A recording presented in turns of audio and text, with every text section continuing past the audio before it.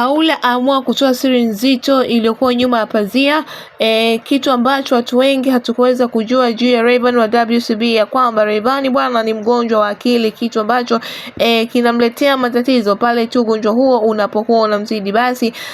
anajikuta akifanya mambo ya ajabu na kuwa katika mahusiano na watu ambao hakuweza kabisa kuwategemea, na pindi hali hiyo tu inapokuwa inakata, basi Rayvanny anajikuta akirudi katika njia aliyokuwa akitokea. So kitu kama hiko hata Paula kiliweza kumtokea wakati ambao yeye mwenyewe alizani kwamba ameweza kumpata mwanaume huyo kama mumewe, lakini haikuwa hivyo